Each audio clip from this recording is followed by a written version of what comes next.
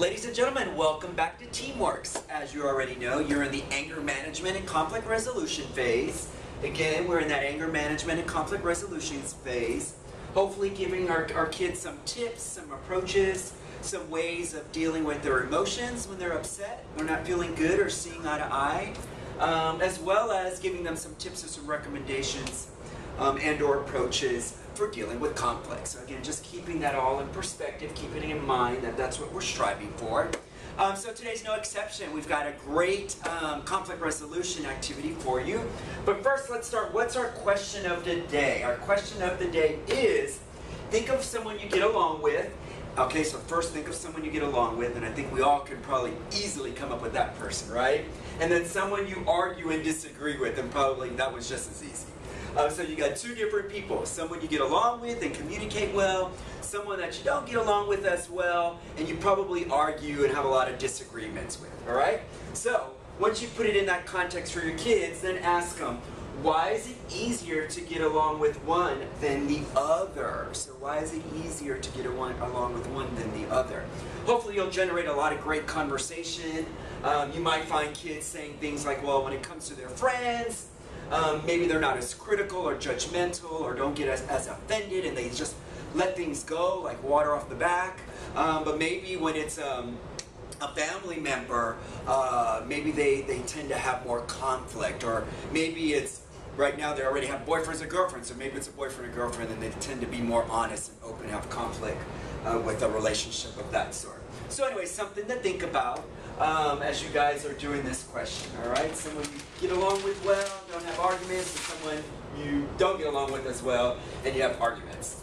All right, so now, to further this along, and we're talking about conflict resolution, we are going to talk about in this Energizer, which is a fun Energizer, but it's like to identify different characteristics for resolving conflict. Different characteristics. Now, we all know this. There's some positive ways of dealing with conflict, and maybe there's some negative ways of dealing with conflict. For example, like talking back to somebody, maybe your parent or teacher, and that can make things more difficult, make a situation escalate. So just to kind of give you some ideas about what this Energizer is about. The Energizer is it harder or easier? And again, we're going to give them some different characteristics that they need to identify and choose. Are they harder or easier? Or those are harder or easier approaches when resolving conflict. All right, so how does it all work? Really simply. You're going to split your team up into two groups. Each group is going to get a deck of cards. So each group will get a deck of cards. So you need two large groups, two decks of cards. Each group gets its own deck of cards. While in their groups, they're going to go through the deck of cards and they're going to create two piles. And it's pretty simple. There's going to be an easier pile, which hopefully they're going through.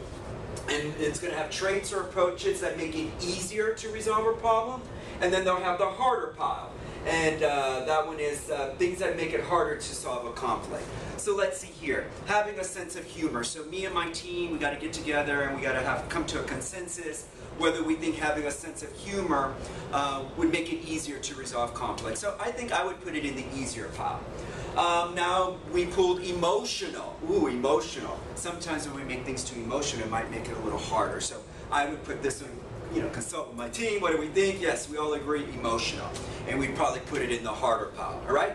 Easier pile, harder pile, it's got to be a consensus. I'll generate that discussion, let the kids talk about it, let them, you know, defend or debate their viewpoints, and so on and so forth. When you're done with that, of course, you'll bring your groups together, you'll go through the pile, see the similarities, see the differences, see if there's any more discussion to have, and so on and so forth. So that's it pretty much. Harder or easier? Two groups, two deck of cards, separating the cards into two piles, an easier pile and a harder pile. All right, now our main activity. Mentors, I strongly recommend that maybe if you have an extended period of time or a abbreviated period of time, spend more time on this activity. Maybe do your Energizer last. The I statements activity is life-changing. It's life-changing, for real. I've used I statement in my personal life and it really works. I've used it in my professional life. It really works. So let me give you some context. The I statements is a way of dealing with conflict, a more positive way of dealing with conflict, instead of using the word you. All right, so using the word you when you're having conflict can really escalate things. It's not usually the healthiest way. When you use the word you, when you're telling somebody you have done this, you've done it wrong, it's because of you, this situation is horrible because you took this and lost it, so on and so on and so forth. Using the word you puts people on the defensive, and then it makes them want to defend their stance, all right? It can cause hurt feelings when you're constantly being blamed. It can cause hurt feelings, make you feel mad. It can be confusing. So when you're coming at a situation, right, it can be confusing because maybe the other person is not sharing your experience, so they don't know where you're coming from. This tends to happen a lot in personal relationships, right? But you see where I'm going with this? So when you're saying you, it causes confusion because they may have not had the similar experience. And then lastly, when you're using you, it starts to come across as it's a fact, like it's factual. So you have made an assumption or jumped to a conclusion without even hearing someone else out or hearing all the facts, which really just means that it's a subjective viewpoint, right? So those are all the reasons why you is probably not the best way of dealing with conflict. Now, if you use I, this is what I does. Using I statements acknowledges that it's your viewpoint, right? That this is my viewpoint and not necessarily a fact. It means that you're taking ownership of your experience and your feelings, and that you're acknowledging that, you know, maybe this is not what everyone else is feeling. So this is what I'm feeling, and doesn't mean that that's what you're feeling or so on and so forth, right? It also allows for exploration to resolve the conflict because you're putting it in your perspective. This is what I'm feeling, I'm thinking, and then now you're leaving it up to explore so that you can resolve the conflict. All right? So just something to really, really think about. You makes it seem like it's factual, that it's fixed, and it's unchangeable. I gives you an opportunity to explore and resolve the conflict. So let me give you a little more context, but I'm going to put it in middle school context. So let's say we have a young person, and we told this young person, imagine your friend used your iPod without asking, and it broke. This made you really upset. What would you say to them? So I think we can go out on a limb and say our kids would probably say something like, you broke my iPod, you made me really mad, you're such a jerk, you never think about other people, you need to pay me back, you can never borrow my stuff, I hate you. The hate you is pretty severe. But anyway, as you can see, all those used, and those are probably things maybe we could or we would have come up with and said. So anyway, as you can see, you really can cause an argument and make it escalate. A more positive way, like this young person, if they were using the I statement, and we have a formula, right, using I statements, and it's as easy as 1, 2, 3. It's not like an infomercial, but it's as easy as 1, 2, 3. You first start off with how I feel. So how do you feel about the situation? 2, when, so what exactly is the situation? And number 3, can we means come to a solution, all right? Easy as 1, 2, 3. 1 is I feel. How do I feel about the situation? When? What exactly is the situation? Can we, and that means together, resolve the conflict together, all right? So don't use you. So that iPod one. Maybe, if let's say little Timmy said, I feel hurt when my friends take my things without asking. Can we ask each other before we borrow things from now on? All right, so there's a more positive way using I statements to resolve the conflict. How do we do the activity? Hopefully you got the difference there. Now we're going to do the activity. Pretty simple. Again, split them up into 2 groups. This time they're going to get, again, 2 different stacks. Again, stacks. These are going to be stack slips. They're I statements. So you've got 2 groups. They're going to get a stack of I statements, all right? And then across the room, there'll be 2 brown bags, and in those brown bags are conflict scenarios, all right? Conflict scenarios. So it's pretty simple. It's a relay race. So you'll put the bags on one side.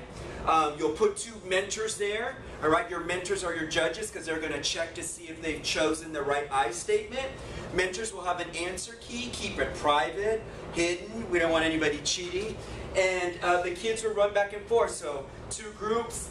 Hopefully they can rotate one by one. They'll run to the bag. They'll grab a scenario. So I'm going to grab one right now. And I'll come back and I'll bring it to my team. And this one says, your mom grounded you for not doing your homework, but she did ground your brother when he didn't do his homework. All right, so you got that? Your mom grounded you for not doing your homework, but she didn't ground your brother when he didn't do his homework. All right, we got this. So me and my team, we're going to go through our slips. We're reading them all. These are different I statements, and we got to choose one. Let's say me and my team chose, I feel extremely frustrated when you ground me. And not my brother when we did the same thing. I need to talk to you about this. I'm going to go run to my mentor judge over there. I'm going to read it to him, and there's a big, you know why?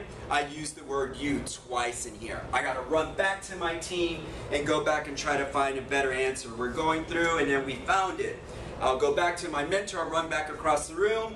I feel extremely frustrated when I'm grounded for not doing my homework, and my brother isn't grounded for doing the same thing. Can we talk about treating my brother and I more fairly? All right, so there's an example of an I statement. And that's pretty much it, folks. I have to double check, but I have another page here. But that's pretty much it, folks. Again, the purpose of these activities is to give the kids different tactics or ways or approaches for resolving conflict. And again, I tell you, the I statements are life-changing. It'll be something they can use for the rest of their lives. It'll change your life. I promise you, I've tried them myself. Anyway, enjoy your activity. It's Will signing out.